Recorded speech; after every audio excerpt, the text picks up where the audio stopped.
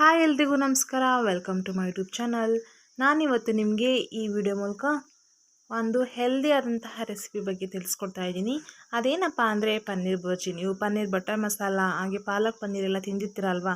ಇದು ತುಂಬ ಈಸಿಯಾಗಿ ಹಾಗೆ ಕಡಿಮೆ ಪದಾರ್ಥಗಳಿಂದ ಮಾಡುವಂತಹದ್ದು ಈ ಪನ್ನೀರ್ ಬುರ್ಜಿ. ಬನ್ನಿ ಹೇಗೆ ಮಾಡೋದು ಅಂತ ನೋಡೋಣ.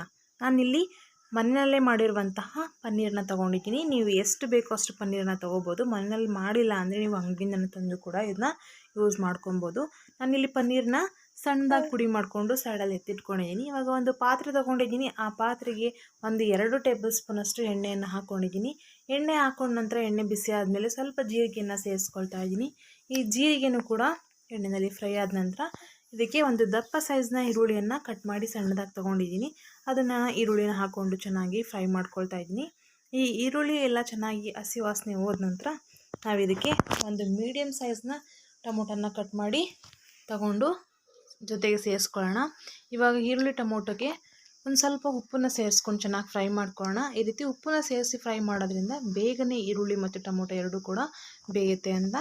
ಇವಾಗ ಇದಕ್ಕೆ ಒಂದು ಅರ್ಧ ಟೇಬಲ್ ಸ್ಪೂನಷ್ಟು ಧನಿಯಾ ಪುಡಿ, ಹಾಗೆ ಒಂದು ಅರ್ಧ ಟೇಬಲ್ ಸ್ಪೂನಷ್ಟು ಪೆಪ್ಪರ್ ಪೌಡ್ರು, ಹಾಗೆ ಒಂದು ಅರ್ಧ ಟೇಬಲ್ ಸ್ಪೂನಷ್ಟು ಗರಂ ಮಸಾಲನ ಸೇರಿಸ್ಕೊಳ್ಳೋಣ. ಇವಾಗ ಈ 3 ಮಸಾಲೆಗಳನ್ನು ಕೂಡ ಸೇರಿಸ್ಕೊಂಡು ಹಾಗೆ ಸ್ವಲ್ಪ ಒಂದು ಅರ್ಧ ಟೇಬಲ್ ಸ್ಪೂನಷ್ಟು ಅರಿಶಿನ ಪುಡಿ, ಹಾಗೆ ಅರ್ಧ ಟೇಬಲ್ ಸ್ಪೂನಷ್ಟು ಚಿಲ್ಲಿ ಪೌಡ್ರು ಇಷ್ಟನ್ನು ಸೇರಿಸ್ಕೊಂಡು ಚೆನ್ನಾಗಿ ಫ್ರೈ ಮಾಡ್ಕೊಳ್ಳೋಣ. ಇವಾಗ ಫ್ಲೇವರ್ಗೋಸ್ಕರ ನಾನು ಸ್ವಲ್ಪ ಇಲ್ಲಿ ಕರಿಬೇವಿನ ಸೊಪ್ಪನ್ನು ಹಾಕ್ಕೊಳ್ತಾ ಇದ್ದೀನಿ.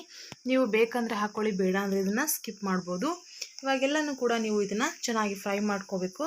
ಮಾಡ್ಕೊಂಡ ನಂತರ ಇವಾಗ ಸೈಡಲ್ಲಿ ಎತ್ತಿಟ್ಕೊಂಡಿದ್ದಂತಹ ಪನ್ನೀರನ್ನು ಇವಾಗ ಸೇರಿಸ್ಕೊಂಡು ಅದಕ್ಕೆ ಸ್ವಲ್ಪ ಕೊತ್ತಂಬರಿ ಸೊಪ್ಪನ್ನು ಆ್ಯಡ್ ಮಾಡಿಕೊಂಡು ಚೆನ್ನಾಗಿ ಫ್ರೈ ಮಾಡ್ಕೊಳ್ಳೋಣ. ಪನ್ನೀರನ್ನ ಜಾಸ್ತಿ ಹೊತ್ತು ಬೇಯಿಸೋ ಅವಶ್ಯಕತೆ ಇಲ್ಲ. ಒಂದು 2ರಿಂದ 3 ನಿಮಿಷಗಳ ಕಾಲ ಇದನ್ನು ಕಾಯಿ ಆಡಿಸಿದ್ರೆ ಸಾಕಾಗುತ್ತೆ.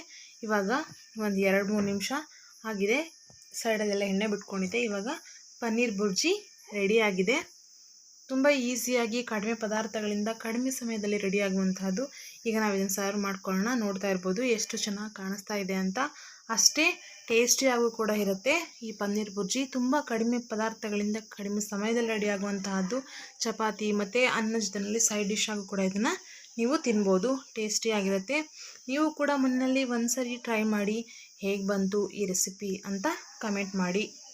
ಯಾರೆಲ್ಲ ನಮ್ಮ ಚಾನಲ್ನ ಹೊಸ್ದಾಗಿ ನೋಡ್ತಾ ಇದ್ದೀರಾ, ನಮ್ಮ ಚಾನಲ್ಗೆ ಹೊಸಬರಾಗಿದ್ದರೆ ನಮ್ಮ ಚಾನಲ್ನ ಸಬ್ಸ್ಕ್ರೈಬ್ ಮಾಡ್ಕೊಳ್ಳಿ. ಹಾಗೆ ಪಕ್ಕದಲ್ಲಿರುವಂತಹ ಬೆಲ್ ಐಕಾನನ್ನು ಕ್ಲಿಕ್ ಮಾಡಿ. And thanks for watching.